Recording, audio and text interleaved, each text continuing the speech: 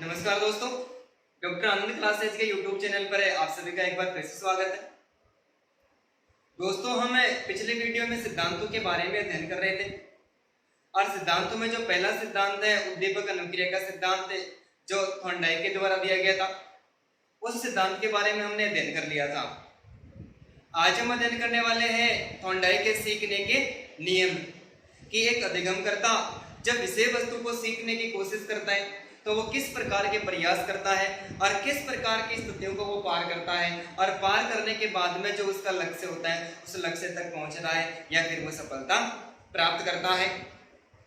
तो थॉर्नडाइक के जो सीखने के नियम है, इन नियमों को मुख्य रूप से दो भागों में बांटा गया है। कितने भागों में बांटा गया है?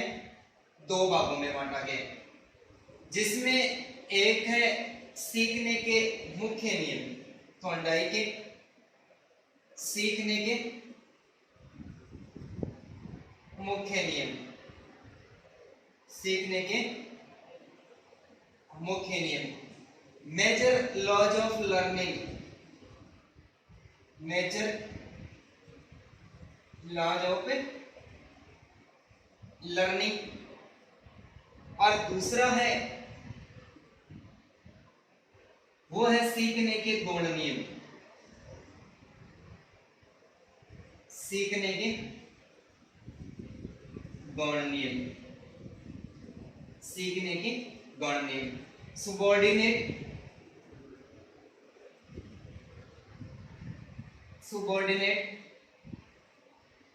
लॉ ऑफ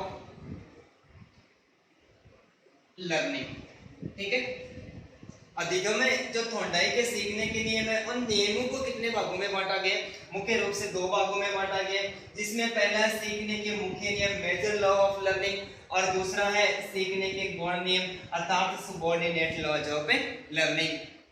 सीखने के मुख्य नियम है वो थॉर्नडाइक ने 3 दिए, जिसमें पहला है तत्परता का नियम, पहला है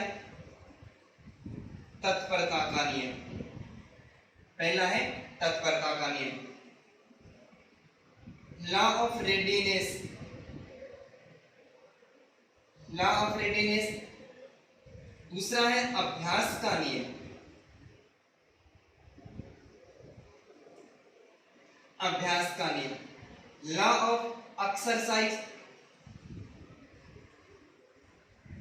लॉ ऑफ एक्सरसाइज। और तीसरा है प्रभाव का नियम, तीसरा है प्रभाव का नियम, law of effect, law of effect. तो थॉर्नडाइक ने सीखने के मुख्य 3 नियम स्वीकार किए, जिसमें पहला है तत्परता का नियम, दूसरा है अभ्यास का नियम और तीसरा कौन सा है? प्रभाव का नियम। तो थॉर्नडाइक ने सीखने के जो मुख्य नियम है वो कितने बताए? 3 बताए।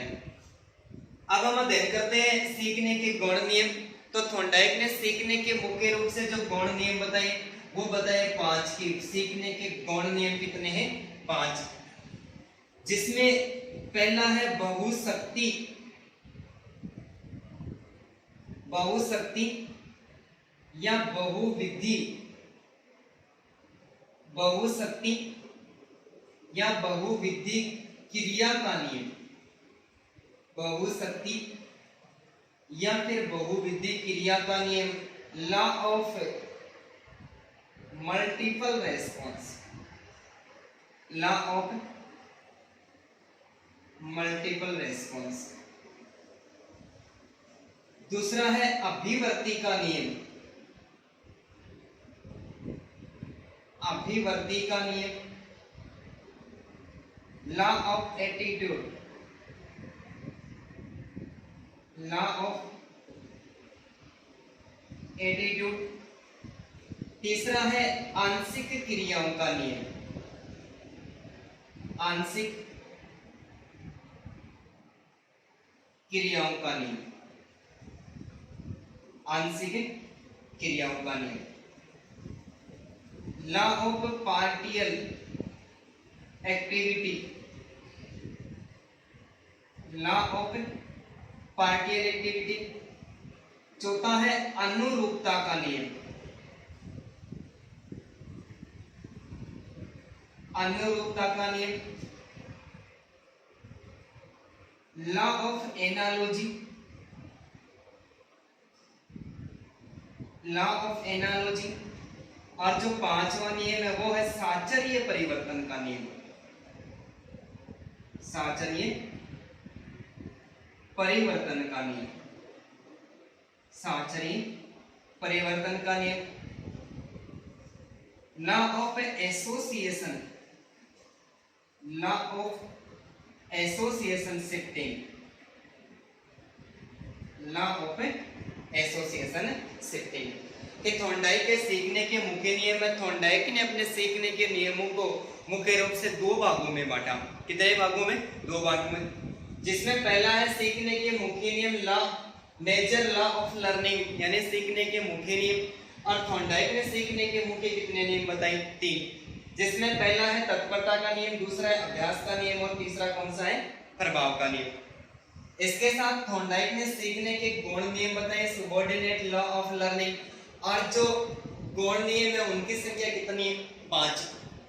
बहुशक्ति या बहुविधि क्रिया का नियम है लॉ ऑफ मल्टीपल रेस्पॉन्स, दूसरा है अभिवर्ती का नियम, लॉ ऑफ एटीट्यूड, तीसरा है आंशिक क्रियाओं का नियम, लॉ ऑफ पार्शियल एक्टिविटी, चौथा है अनुरूपता का नियम, लॉ ऑफ एनालॉजी।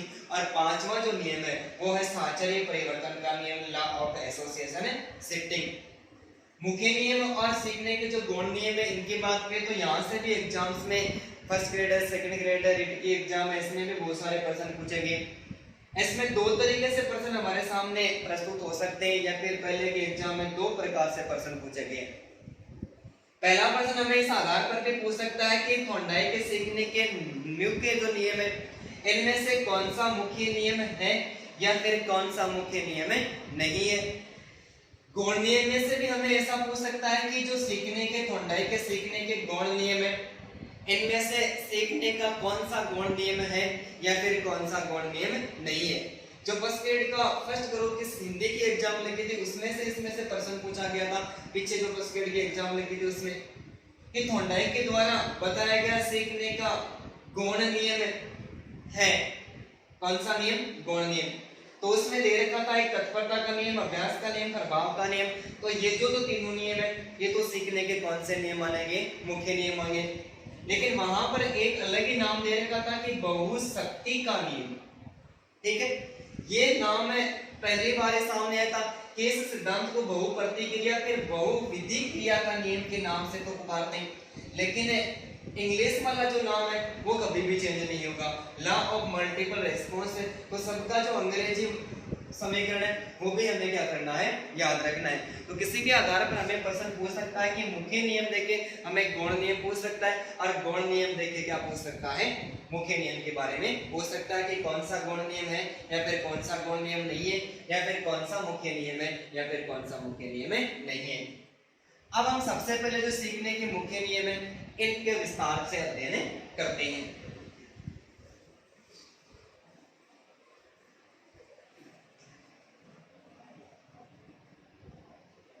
ठीक है, सबसे पहला नियम है वो है तत्परता का नियम।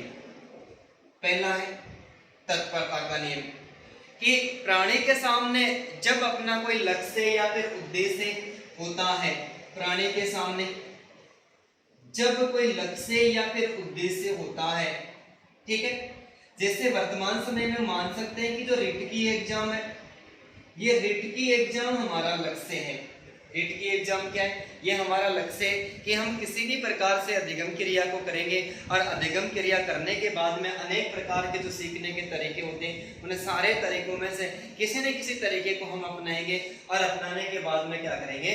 हम अपने लक्ष्य को प्राप्त करेंगे। तो तत्परता का नियम है इस लक्ष्य तक पहुंचने के लिए थॉर्नडाइक का तत्परता का नियम है, ये तत्परता का नियम कहता है कि सीखना तभी संभव है, सीखना तभी संभव है, सीखना तभी संभव है जब सीखने वाला जो अधिगम करता है वो अधिगम करता सीखने के लिए तैयार हो। पहला नियम है तत्परता का नियम, और ये तत्परता का नियम कहता है कि सीखना तभी संभव है जब अधिगम करता सीखने हेतु तैयार हो। यदि अधिगम करता सीखने के लिए तैयार नहीं है तो अधिगम कभी भी नहीं होता है। ये बात कौन स्वीकार करता है? ये सीखने का तत्परता का नियम। ये ऐसा कह सकते हैं कि सीखना अर्थात अधिगम तभी संभव है जब अधिगम करता सीखने के लिए तैयार होता है, अर्थात जब अधिगम करता सीखने के लिए तैयार नहीं होता है तो अधिगम प्रक्रिया कभी भी आगे नहीं बढ़ सकती। तत्परता के नियम के संबंध में थॉर्नडाइक का मानना है कि किसी भी कार्य को करने के लिए तैयार होता है कोई व्यक्ति, तो तैयार होना आदि सफलता मानी जाती है। तैयार होना क्या मानी जाती है? आदि सफलता मानी जाती है।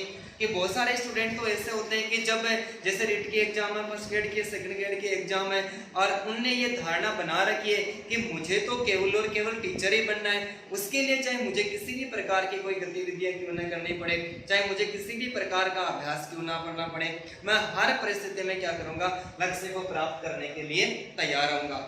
लेकिन कुछ स्टूडेंट ऐसे होते हैं जिनको बार बार कहने के बावजूद भी इस बात का कोई फर्क ही नहीं पड़ता कि किस प्रकार से, वो तो यही सोचते हैं कि मेरे किस्मत में नौकरी लिखी हुई है, आज नहीं तो कल किसी भी आधार पर मिल जाएगी। लेकिन सबसे पहले जो स्थिति है, जो लक्ष्य, वो उन्हीं व्यक्तियों को प्राप्त होता है जो अपने लक्ष्य के लिए दिन रात क्या करते हैं? मेहनत करते हैं, और उनको कहने की आवश्यकता नहीं होती, वो अपने आप ही उस लक्ष्य के प्रति अनुक्रिया करने के लिए क्या हो जाते हैं? तैयार हो जाते हैं। तो थॉर्नडाइक का मानना है कि सीखने के लिए तैयार होना आदि सफलता मान ली जाती है कि व्यक्ति के सामने कोई विषय वस्तु लक्ष्य प्रस्तुत होता है और व्यक्ति बिना कहे ही उस विषय वस्तु के प्रति, लक्ष्य के प्रति अधिगम प्रक्रिया को शुरू कर देता है, अर्थात लक्ष्य तक पहुंचने की जो स्थिति होती है उसके मार्ग को व्यवस्थित कर देता है, तो उसकी आदि सफलता तो उसको वहीं पर मिल जाती है। तो थॉर्नडाइक कहता है कि सीखने के लिए व्यक्ति का तैयार होना क्या मानी जाती है? आदि सफलता मानी जाती है। अर्थात हम ऐसा कह सकते हैं कि किसी भी कार्य को करने के लिए, किसी भी कार्य को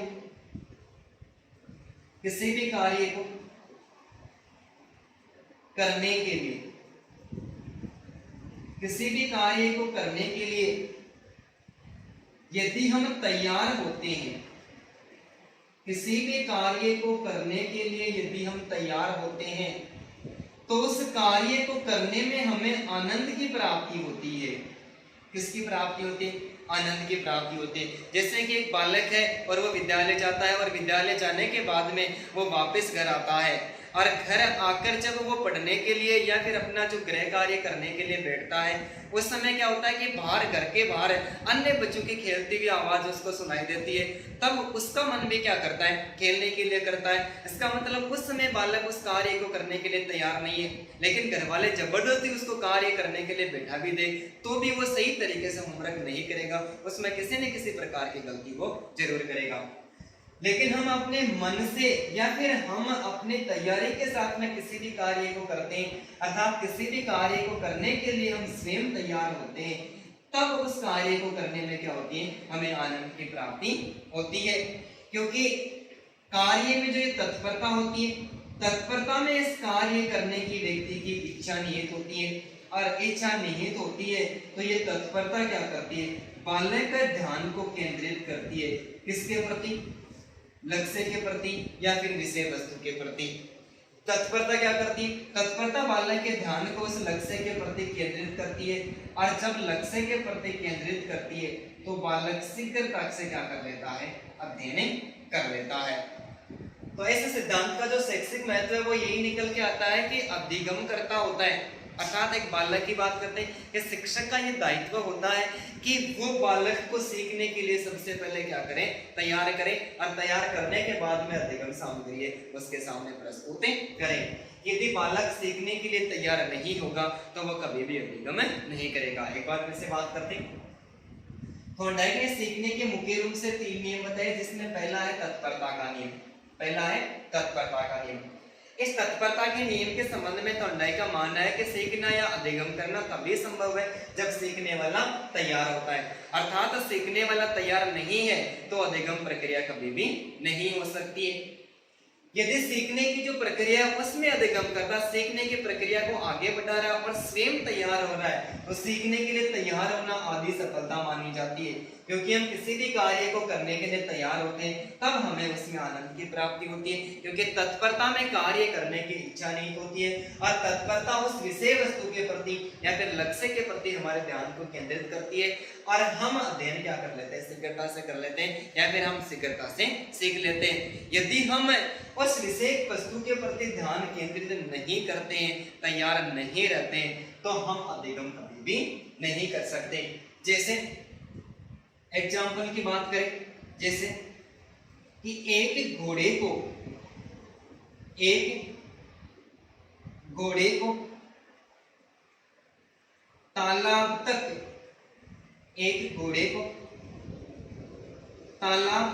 ले तो जा सकते हैं, एक घोड़े को तालाब तक ले तो जा सकते हैं, परंतु पानी पीने के लिए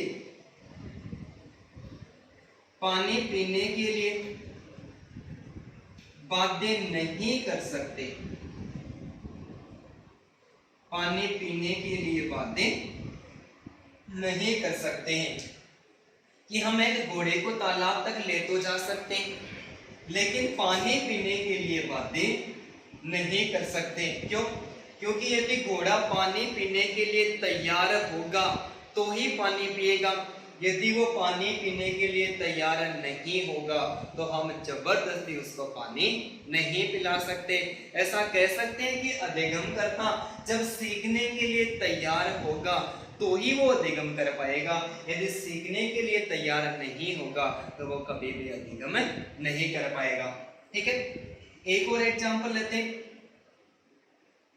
कि जैसे एक बालक को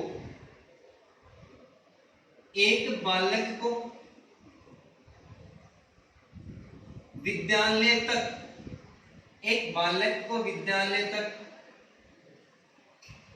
ले तो जा सकते हैं,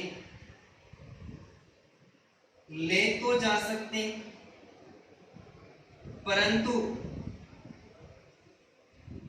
पढ़ने के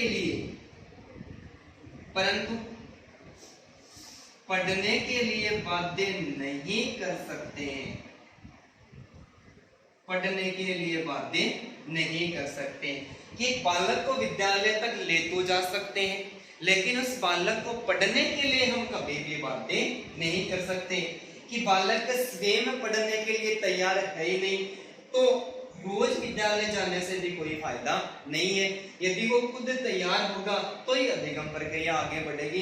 ये बालक यदि सीखने के लिए तैयार नहीं होगा तो अधिगम प्रक्रिया कभी भी आगे नहीं बढ़ेगी। जैसे वर्तमान समय में देखते हैं तो वर्तमान समय में शिक्षा का जो प्रकोप है वो इतना ज्यादा अधिक हो गया है कि जो छोटे छोटे बालक होते हैं, जैसे शिक्षा की जो न्यूनतम आयु है वो 6 वर्ष स्वीकार किए गए। 6 वर्ष का कोई बालक होता है वो विद्यालय में प्रवेश ले लेता है। लेकिन आजकल परिवारों में ऐसा देखते हैं कि बालक 2.5 साल या 3 साल का है और उससे बड़ा वाला 4 साल का बालक है, वो यदि विद्यालय जा रहा है तो क्या करेंगे, उस बालक को भी, उस छोटे बालक को भी बड़े वाले के साथ में विद्यालय के लिए हम क्या कर देंगे, भेज देंगे।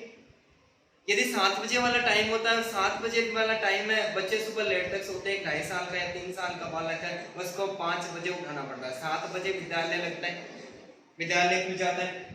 10 किलोमीटर दूर यदि उसको पढ़ने के लिए भेजते हैं तो उसको 5 बजे उठना ही पड़ता है। 5 बजे बालक नींद में सोया रहता है, बिल्कुल भी नहीं उठ पाता है। लेकिन फिर भी हमारी जो आदर्श माताएं वो क्या करती है, उस बालक को जबरदस्ती उठाती है। जब नहीं उठता है तो 1-2 बार तो कहती है और तीसरी बार कहती नहीं है, चौथी बार में दे दनादन चाटे मारती रहती है और उसको उठा देती है। वो रोने लग जाता है और अपनी जो रोने की प्रक्रिया है उसको तैयार करके गाड़ी में नहीं बैठा देते, तब तक वो रोता ही रहता है। उसके बाद में जब गाड़ी में बैठ जाता है तो गाड़ी में बैठने के बाद में भी ड्राइवर कहता है कि तू चुप हो जा, नहीं मैं तेरे को नीचे फेंक दूंगा। बेचारा करेगी तो करेगा, जाएगा, फिर वो चुप हो जाता है। उसके बाद में विद्यालय चला जाता है और विद्यालय जाने के बाद में पहली क्लास से लेकर अंतिम क्लास तक वो रोता ही रहता है। सीखा क्या? कुछ भी नहीं सीखा। क्यों? क्योंकि वो बालक सीखने के लिए तैयार ही नहीं था। उस बालक को जबरदस्ती तैयार किया और जबरदस्ती तैयार करके क्या किया, विद्यालय में भेजा गया।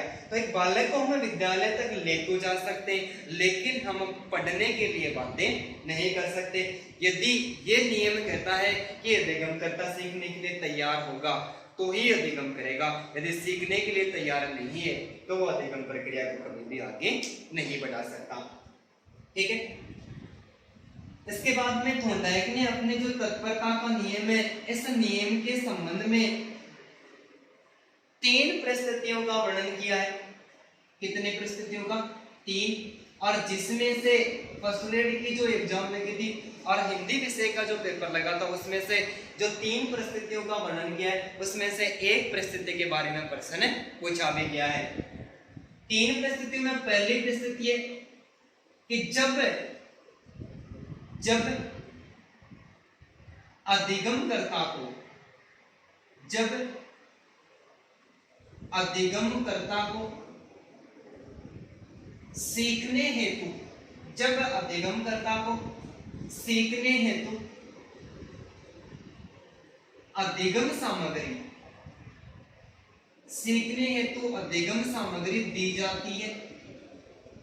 सीखने हेतु अधिगम सामग्री दी जाती है और वह सीखने के लिए तैयार है तो उसे संतोष की प्राप्ति होती है। किसकी प्राप्ति होती है? तो उसे संतोष की प्राप्ति होती है। ये लाइन पूछी गई थी। ठीक है, कि जब अधिगमकर्ता को सीखने है तो अधिगम सामग्री दी जाती है। क्या दी जाती है? अधिगम सामग्री दी जाती है। और वह सीखने के लिए तैयार है तो उसे किसकी प्राप्ति होती है? संतोष की प्राप्ति होती है। और ये प्रश्न पूछ के विकल्प में दिया हुआ था तत्परता का नियम, अभ्यास का नियम, प्रभाव का नियम और बहुप्रतिक्रिया का नियम।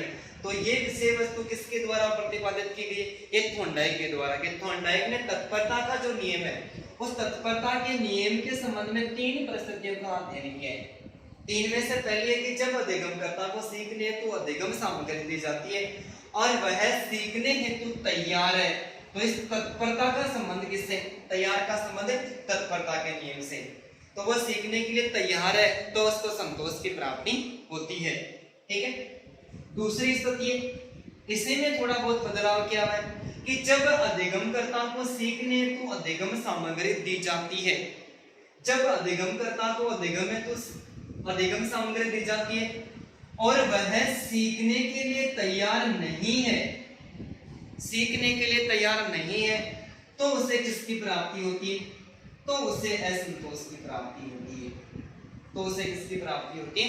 तो उसे असंतोष की प्राप्ति होती है। कि सीखने की तो दूसरी परिस्थिति है कि जब अधिगमकर्ता को सीखने हेतु अधिगम सामग्री दी जाती है और वह सीखने के लिए तैयार नहीं है, तो उसे किसकी प्राप्ति होती है? असंतोष की प्राप्ति होती है। और सीखने के लिए तैयार है तो किसकी प्राप्ति होती है? संतोष की प्राप्ति होती है। ठीक है। इसके अलावा जो तीसरी परिस्थिति है कि जब अधिगमकर्ता को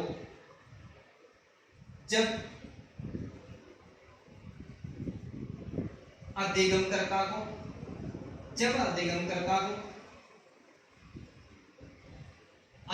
हेतु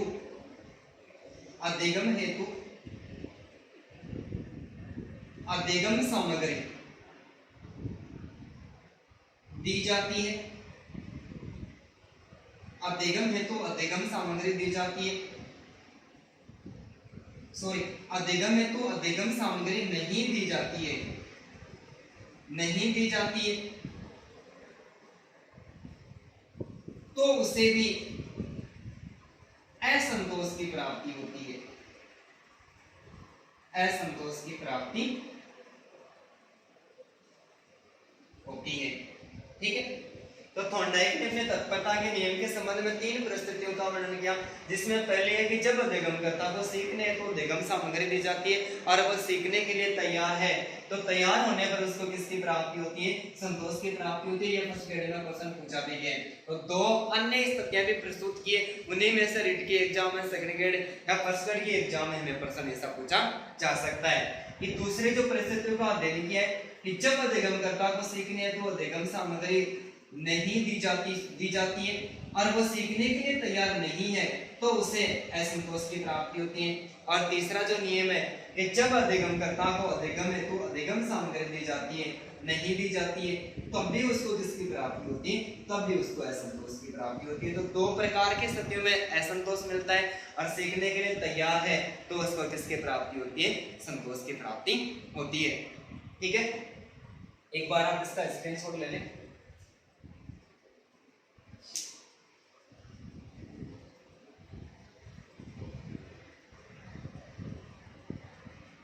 ठीक है,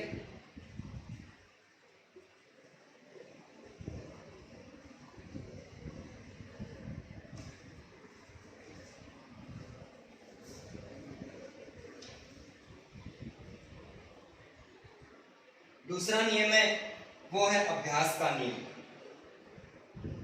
अभ्यास का नियम, ठीक है। ऐसा अभ्यास के नियम के संबंध में थॉर्नडाइक का मानना है, किसका मानना है, थॉर्नडाइक का मानना है। थॉर्नडाइक का मानना है कि अधिगम प्रक्रिया, अधिगम प्रक्रिया का बार बार दोहराव किया जाए। क्या किया जाए, बार बार दोहराव किया जाए तो अधिगम स्थायी होता है। तो अधिगम क्या होता है, स्थायी होता है। ठीक है, जब हमने थॉर्नडाइक का उद्दीपक अनुक्रिया का सिद्धांत पढ़ा था वहां पर हमने इस बात को स्वीकार किया था कि थॉर्नडाइक ने अपने सिद्धांत में, उद्दीपक अनुक्रिया के सिद्धांत में जो सर्वाधिक बल दिया है वो किस पर दिया है, सर्वाधिक बल अभ्यास पर दिया है। कि थॉर्नडाइक ने बुद्धि को स्वीकार नहीं किया, माना कि यदि व्यक्ति किसी भी विषय वस्तु के प्रति, भाई एक व्यक्ति को लक्ष्य की प्राप्ति हेतु अनेक प्रकार की विषय वस्तु पढ़ने की कोई आवश्यकता नहीं है।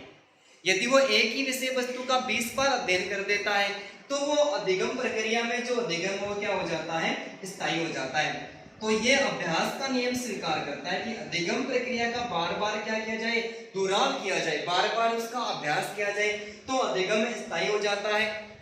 और अधिगम स्थायी होने के बाद में, अधिगम स्थायी होने के बाद में जो स्थिति है, सीखी हुई स्थिति है, यानी सीखा हुआ ज्ञान है, अधिगम स्थायी होने के बाद में सीखे गए ज्ञान की पुनरावृत्ति की जाए। क्या की जाए, सीखे गए ज्ञान की पुनरावृत्ति की जाए। तो उद्दीपक और अनुक्रिया के बीच में, किसके बीच में, उद्दीपक एवं अनुक्रिया के बीच में जो संबंध है वो संबंध प्रगाढ़ हो जाता है, यानी गहरा हो जाता है। ठीक है, अभ्यास के नियम के संबंध में थॉर्नडाइक का मानना है कि अधिगम प्रक्रिया का बार बार क्या चाहिए, दोहराव किया जाए।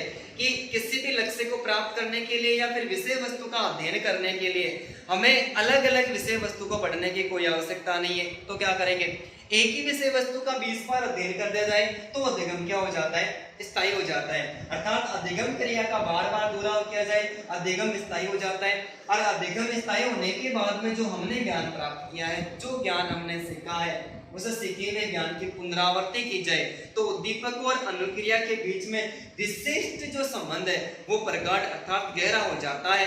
और गहरा होने का एक ही कारण हो सकता है कि उसके बाद में भी जब अधिगमकर्ता के सामने कोई दूसरा लक्ष्य या फिर दूसरा उद्दीपक रखा जाता है, उसके प्रति वो तुरंत क्या करेगा, अनुक्रिया करेगा और उसके ज्ञान को स्थायी करने के लिए उसका बार बार अभ्यास करेगा। अर्थात थॉर्नडाइक का मानना है कि बार बार अभ्यास के कारण, बार बार अभ्यास के कारण भूल और गलतियां, बार बार अभ्यास के कारण भूल और गलतियां क्या हो जाती है, कम होती जाती है। कि हम किसी भी विषय वस्तु को एक बार पढ़ते हैं, एक बार पढ़ने के बाद में उसका जो विषय वस्तु होती है वो हमें 10% याद रहती है। कितनी याद रहती है, 10% याद रहती है। लेकिन हम क्या करें कि इस विषय वस्तु को बार बार अध्ययन करें, एक बार में यदि 5% निकल के आ रहा, उसी विषय वस्तु का दूसरी बार अध्ययन करेंगे तो उसमें से 2 और नवीन प्रश्न निकल के आएंगे। कितने हो गए, 7 हो गए। ऐसा करते करते हम तीसरी बार अध्ययन करें तो उसी में से 10 क्वेश्चन एकदम से नए निकल के आ रहे हैं। यानी कि हमारे जो भूल और गलतियां हैं वो एकदम से कम होती जा रही है और अधिगम प्रक्रिया क्या हो रही है, स्थायी हो रही है। थॉर्नडाइक का मानना है कि अभ्यास के द्वारा, किसके द्वारा, अभ्यास के द्वारा किया गया अधिगम, अभ्यास के द्वारा किया गया अधिगम स्थायी होता है। इसे थॉर्नडाइक ने उपयोग का नियम नाम दिया है। क्या नाम दिया? उपयोग का नियम। ये प्रश्न पहले एग्जाम में पूछा भी जा चुका है। थॉर्नडाइक के अभ्यास के नियम को दो भागों में बांटता है, एक उपयोग का नियम और दूसरा, एक उपयोग का नियम और दूसरा अनुपयोग का नियम, दूसरा अनुपयोग का नियम। ठीक है, एक उपयोग का नियम और दूसरा अनुपयोग का नियम। कि अभ्यास के द्वारा, किसके द्वारा, किसी भी विषय वस्तु का बार बार अभ्यास किया जाता है और अभ्यास करने के कारण जो अधिगम होता है वो क्या हो जाता है? एकदम स्थायी होता है।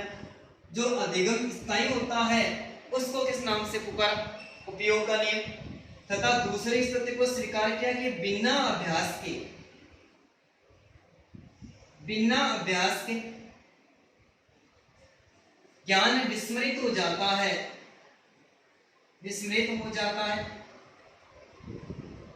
तो उसे क्या नाम दिया? तो उसे अनुपयोग का नाम दिया, अनुपयोग का नियम नाम दिया।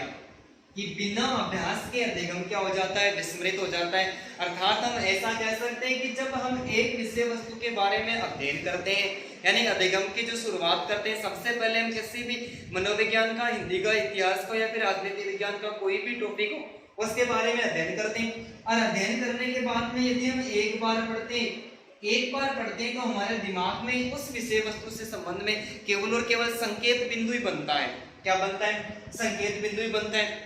और हम उसके बाद में अगले यूनिट का अध्ययन करें तो हमने क्या किया कि अभ्यास नहीं किया, और अभ्यास नहीं करने का दूसरा जो संकेत बिंदु उसके ऊपर बन गए, फिर तीसरी बार बन गए। ऐसा करते करते 10 दिन का पहले जो हमने पढ़ा है वो हमें बिल्कुल भी याद नहीं रहेगा। क्यों? क्योंकि उस विषय वस्तु का हमने अध्ययन नहीं किया, और बिना अभ्यास के कारण जो सबसे पहले पढ़ा था वो ज्ञान क्या हो गया? विस्मृत हो गया, यानी गायब हो गया हमारे मेमोरी से। तो उसे किस नाम दिया? उसे अनुप्रयोग का नाम दिया। एक बार फिर से बात करते हैं। थॉर्नडाइक का सीखने का जो दूसरा नियम है वो अभ्यास का नियम है। अभ्यास के नियम के संबंध में थॉर्नडाइक का मानना है कि अधिगम प्रक्रिया का बार बार दोहराव किया जाए। क्या किया जाए? बार बार दोहराव किया जाए तो अधिगम प्रक्रिया स्थायी हो जाती है, और सीखे गए ज्ञान की पुनरावृत्ति की जाए तो उद्दीपक और अनुक्रिया के बीच में संबंध है वो गहरा हो जाता है। अर्थात हम ऐसा कह सकते हैं कि एक लक्ष्य या फिर उद्देश्य को प्राप्त करने के लिए हमें अनेक प्रकार की विषय वस्तु की आवश्यकता नहीं है। एक ही विषय वस्तु के प्रति यदि अभ्यास किया जाए, 20 बार अभ्यास कर दिया जाए तो वो अधिगम क्या हो जाता है? स्थायी हो जाता है। और बार बार अभ्यास करने के कारण एक व्यक्ति की भूल और गलतियां कम होती है और कम होती जाती है। अंत में जाकर अधिगम की प्रक्रिया एकदम से स्थायी हो जाती है। उसके तुरंत बाद में एक व्यक्ति के व्यवहार में क्या आता है? परिवर्तन आता है। अभ्यास के नियम को थॉर्नडाइक ने दो भागों में बांटा, एक उपयोग का नियम और दूसरा कौन सा? अनुपयोग का नियम। कि अभ्यास के द्वारा किया गया अधिगम स्थायी होता है, इसे उपयोग का नियम कहते हैं। और बिना अभ्यास के जो अधिगम की प्रक्रिया है, ज्ञान है, वो एकदम से विस्मृत हो जाता है। इसे थॉर्नडाइक ने किसका नाम दिया? इसने अनुपयोग का नाम दिया। अर्थात हम ऐसा कह सकते हैं कि किसी भी विषय वस्तु को यदि हम एक ही बार पढ़ते हैं तो हमारे मस्तिष्क में केवल और केवल संकेत बिंदु ही बनता है। अभ्यास नहीं करेंगे तो बिना अभ्यास के कारण, आज हमको पढ़ते हुए 10वां दिन है, और 10वें दिन में जो पहला यूनिट पढ़ा था, सबसे पहले अधिगम का अर्थ एवं परिभाषा पढ़ी थी। यदि उसका हमने अभ्यास नहीं किया तो पीछे वाली 9 क्लास है, वो 9 क्लास का ज्ञान क्या हो गया? गायब हो गया। तो उसे थॉर्नडाइक ने किसका नाम दिया? अनुप्रयोग का नाम दिया। ठीक है, आप एक बार इसका भी स्क्रीनशॉट ले लें।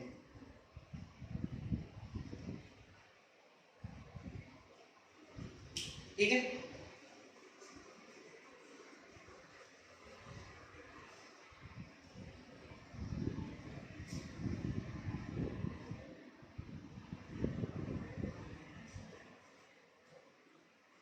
अब देखो इसके एक एग्जाम्पल की बात करते हैं।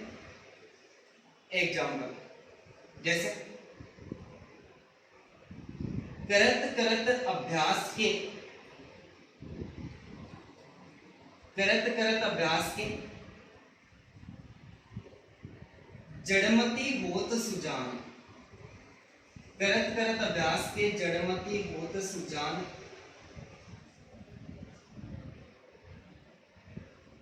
रसरी आवत जातते, रसरी आवत जातते, सिल पर पड़त निशान, रसरी आवत जातते सिल पर पड़ते निशान। इससे करत कर अभ्यास के जड़मत वो तो सुझा नहीं है, पहले एग्जाम में उदाहरण पूछा गया है कि इससे इस वस्तु के अंतर्गत थोड़ाई का कौन सा नियम काम करे। करत यानी करते करते अभ्यास से जड़ यानी जो बालक होते हैं उसकी जो निम्न बुद्धि का बालक होता है, मति यानी क्या होती है बुद्धि, जड़मति कौन सा बालक होता है निम्न बुद्धि का बालक। होत यानी हो गया, सजन यानी सजन पुरुष है कि एक बालक के पास में बिल्कुल भी ज्ञान नहीं था और उसने क्या किया, बार बार अभ्यास किया। अभ्यास करने के कारण एक जड़मति यानी निम्न बुद्धि वाला बालक था, वो कैसा बन गया, सजन पुरुष बन गया। कैसे कि रसरी आवत जाते, रसरी यानी रसी, आवत जात यानी आती जाती रहती है, कहां पर, कुएं से, कुएं के अंदर।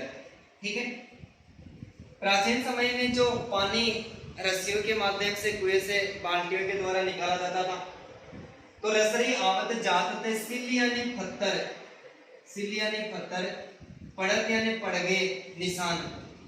कि एक पत्थर की बात करें और एक रस्सी की बात करें, दोनों में समानता की बात करें तो पत्थर होता है वो उस रस्सी से ज्यादा दृढ़ होता है, ज्यादा कठोर होता है। लेकिन कुएं से पानी निकालते समय कुएं की मुंडेर पर लगा हुआ जो पत्थर है, ये रस्सी है, इस पत्थर से टकराती है, कुएं के अंदर आती जाती रहती है और बार बार टकराने के कारण क्या हुआ, बार बार अभ्यास के कारण ये पत्थर दृढ़ता, कठोरता, कठोर होने के बाद में इस पत्थर पर उस रस्सी के इससे क्या बन गए, निशान बन गए।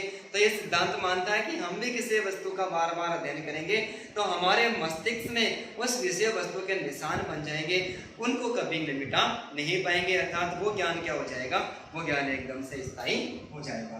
ठीक है, ओके।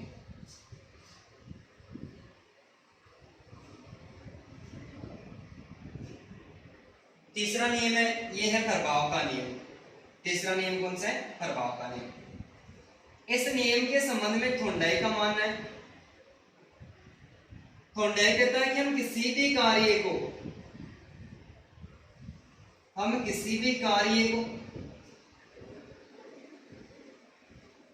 उसके प्रभाव के द्वारा सीखते हैं। किसके द्वारा सीखते हैं, किसी भी कार्य को करते हैं हम, उस कार्य का जितना प्रभाव होता है उस प्रभाव के आधार पर करते हैं।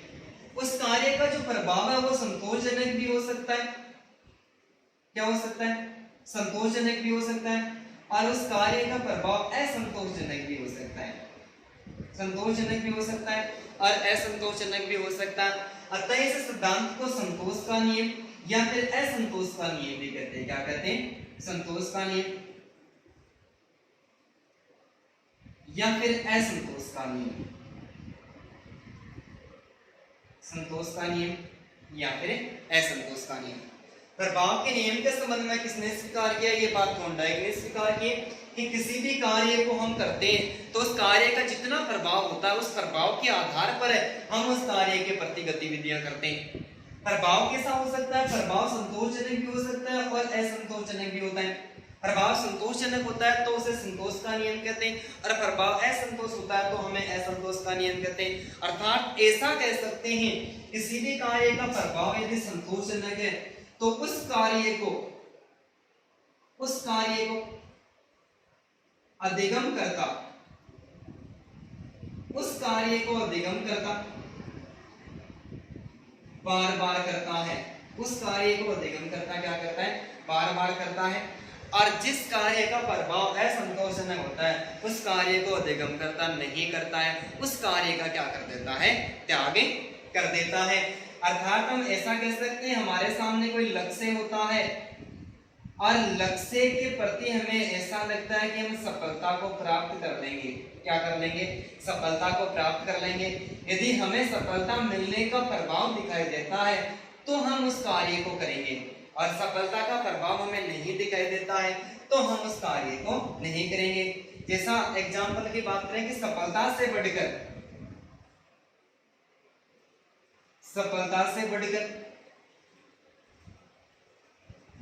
कोई दूसरा पुरस्कार नहीं, सफलता से बढ़कर कोई दूसरा पुरस्कार नहीं। ठीक है, यदि सफलता मिल रही है तो यहाँ पर कौन सा नियम काम कर रहा है? संतोष का नियम है काम कर रहा है। एक बार फिर से बात करते हैं कि प्रभाव के नियम के संबंध में थॉर्नडाइक का मानना है कि हम किसी भी कार्य को उसके प्रभाव के आधार पर करते हैं। प्रभाव कैसा कैसा हो सकता है? उस कार्य का प्रभाव संतोषजनक होता है।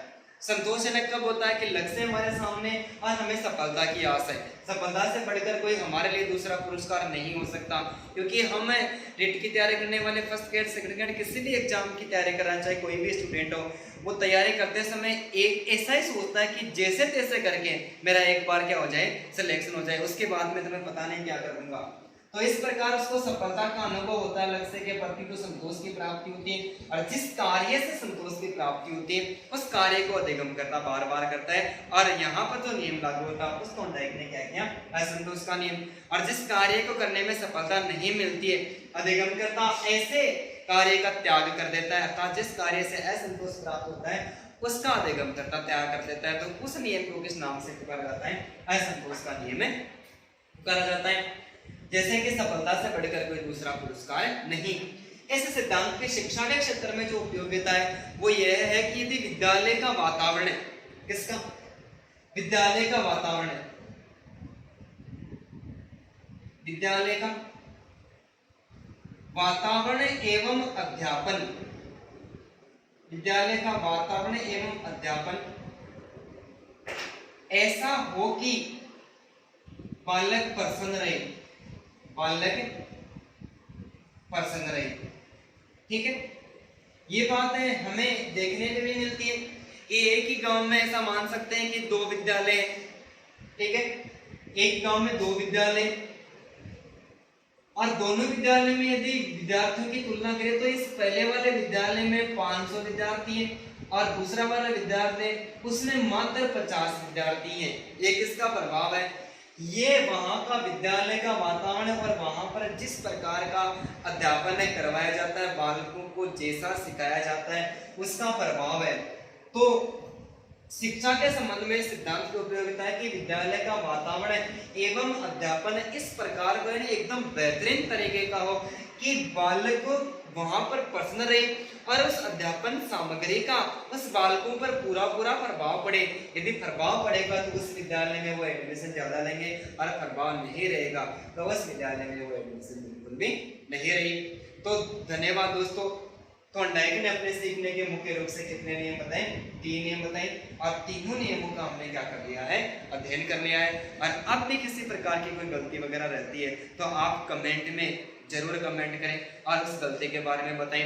नेक्स्ट जो वीडियो होगा उस वीडियो में उस गलती का सबसे पहले समाधान किया जाएगा। तो धन्यवाद दोस्तों।